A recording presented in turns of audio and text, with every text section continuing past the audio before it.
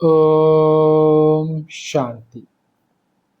अव्यक्त बाप दादा, आज की तारीख 3 अक्टूबर 1969, 3 अक्टूबर 1969। मुरली का सार, संपूर्ण समर्पण की निशानियां। संपूर्ण समर्पण की निशानियां। आज किसको देखते हो? कौन किसको देख रहे हो? 2-3 ने अपना अपना विचार सुनाया। आज बाप दादा अपने पूर्ण परवानों को देख रहे हैं, क्योंकि कहाँ तक परवाने बने हैं वो देखने में आया है। वैसे तो परवाने समा के पास जाते हैं, लेकिन यहाँ तो समा ही परवानों से मिलती है।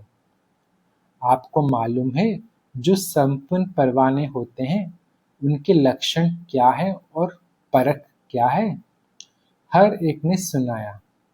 आप सबने जो सुनाया वो यथार्थ है। मुख्य सार तो यही निकला कि जो परवाने होंगे वो एक तो समा के स्नेही होंगे, समीप होंगे और सर्व संबंध उस एक के साथ ही होंगे। बाबा ने 3 निशानियां दी। एक तो मुख्य सार तो यही निकला कि जो परवाने होंगे वो एक तो समा के स्नेही होंगे, 2 समीप होंगे और 3 सर्व संबंध उस एक के साथ ही होगा। तो अपने में चेक करो। तो सर्व संबंध, स्नेही, समीप और साहस, जो संपन्न परवाने होते हैं उनमें ये चारों ही बातें देखने में आती है। तो आप सबको यहाँ भट्टी में किस लिए बुलाया है? जो यह 4 बातें सुनाई है वो चारों ही बातें अपने संपूर्ण परसेंटेज में धारण करनी है। 1% भी कम ना होना चाहिए। कई बच्चे कहते हम है तो सही, लेकिन इतने परसेंट। तो जिनमें परसेंट की कमी हो गई तो उनको संपूर्ण परवाना नहीं कहेंगे। वो परवाना दूसरी क्वालिटी का कहा जाएगा, जो कि चक्र ही काट, बाबा बोल रहे हैं, वो परवाना दूसरी क्वालिटी का कहा जाएगा जो कि चक्र ही काटने वाले होते हैं। एक होते हैं शीघ्र, एक ही बार समाप्त पर फिदा होने वाले। दूसरे होते हैं सोच समझकर कदम उठाने वाले, और जो सोच समझकर कदम उठाते रहेंगे उनको कहेंगे फेरी पहनने वाले, चक्र काटने वाले। तो जरूर बाबा बोल रहे, तो दूसरी क्वालिटी वाले परवाने कई प्रकार के संकल्पों, विघ्नों और कर्मों में ही चक्र काटते रहते हैं। तो आज पांडव सेना को भट्टी में बुलाया है। कहीं पर भी कोई फैक्ट्री होती है तो जो बढ़िया फैक्ट्री होती है उसकी छाप लगती है।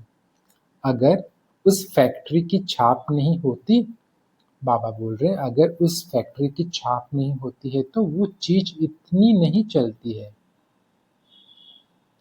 इस रीति आप भी जो भट्टी में आए हो तो यहाँ भी छाप लगाने के लिए आए हो। ट्रेडमार्क होता है ना। आप फिर कौन सी छाप लगवाने लिए आए हो? संपूर्ण सरेंडर या संपूर्ण समर्पण का छाप अगर नहीं लगा तो मालूम है कि क्या होगा। जैसे छापा न लगी चीज की वैल्यू कम होती जाती है, उसी रीति से आप आत्माओं की भी स्वर्ग में वैल्यू कम हो जाएगी।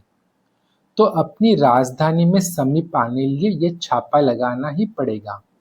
माताओं को तो नष्टो मोह का मंत्र मिला और पांडव सेना को संपूर्ण समर्पण का। पांडवों का ही गायन है कि गल कर खत्म हो गए, पहाड़ों पर नहीं लेकिन ऊंची स्थिति में गल गए। नीचाई से बिल्कुल ऊपर जो अव्यक्त स्थिति है उसमें गल गए, अर्थात उस अव्यक्त स्थिति में संपूर्णता को प्राप्त हुई। यह पांडवों का यादगार भी है। उस यादगार की याद दिलाने और प्रैक्टिकल में लाने लिए भट्टी मिली है। संपूर्ण समर्पण किसको कहा जाता है? जो संपूर्ण समर्पण अर्थात तन, मन, धन और संबंध, समय सब में अर्पण। अगर मन को समर्पण कर दिया तो मन को बिना श्रीमत के यूज नहीं कर सकते। धन को श्रीमत से यूज करना तो सहज है, तन को भी यूज करना सहज है, लेकिन मन सिवाय श्रीमत के एक भी संकल्प उत्पन्न नहीं करे। इस स्थिति को कहा जाता है संपूर्ण समर्पण। इसीलिए ही मन मनाभव का मुख्य मंत्र है। अगर मन संपूर्ण समर्पण है तो तन मन धन समय संबंध शीघ्र ही उस तरफ लग जाते हैं। तो मुख्य बात ही है मन को समर्पण करना, अर्थात व्यर्थ संकल्प विकल्पों को समर्पण करना। वो ही परख है संपूर्ण परवाने की। संपूर्ण समर्पण वालों को मन में सिवाय उसके बाप दादा के गुण, कर्तव्य और संबंध के कुछ और सूझता ही नहीं। अब बताओ कि ऐसी छापा लगाया हुआ है। जैसे आजकल के जमाने में आप लोग जब दफ्तरों में काम करते हो तो कभी कभी दफ्तर की जो चीजें होती है वो अपने काम में लगा देते हो। इसी रीति जो आपने समर्पण कर दिया तो वो आपकी चीज नहीं रही, जिसको दिया उनकी हुई। तो उनकी चीज को आप अपने कार्य में यूज नहीं कर सकते हो, लेकिन संस्कार होने के कारण कभी कभी श्रीमत के साथ मनमत दे अभिमान पने की मत, शूद्र पने की मत कहीं यूज कर लेते हो। इसीलिए ही कर्मातीत अवस्था व अव्यक्त स्थिति सदा एक रस नहीं रहती है।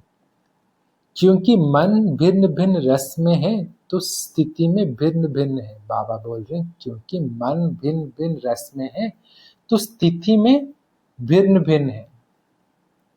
एक ही रस में रहे तो एक ही स्थिति रहे। बाप दादा बच्चों को हल्का बनाते हैं और बच्चे जानबूझकर अपने पर बोझ ले लेते हैं, क्योंकि 63 जन्मों से विकर्मों का बोझ, लोक मर्यादा का बोझ उठाने के आदी बन गए हैं। इसीलिए बोझ उतार कर भी फिर रख लेते हैं। जिनकी जो आदत होती है वो आदत से मजबूर हो जाते हैं ना, इसीलिए अपनी आदत होने कारण अपनी जिम्मेवारी फिर अपने पर ही रख देते हैं। एक एक पांडव अगर संपूर्ण समर्पण बनकर ही निकले तो बताओ क्या होगा। जब पांडव सेना तैयार हो जाएगी तो कौरव और यादव मैदान में आ जाएंगे और फिर क्या होगा, आपका राज्य आपको प्राप्त हो जाएगा। जब तक ये वायदा नहीं किया कि जो सोचेंगे बोलेंगे, जो सुनेंगे, जो करेंगे सो श्रीमत के बिना कुछ नहीं करेंगे, तब तक इस भट्टी से लाभ नहीं ले सकते हैं। ऐसा ही उमंग उत्साह लेकर आए हो ना, कुछ बनकर ही निकलेंगे, बदल कर ही निकलेंगे, ये सोचकर आए हो ना। घबराहट तो नहीं होती है, जितना जितना गहराई में जाएंगे उतना ही घबराहट गायब हो जाएगी।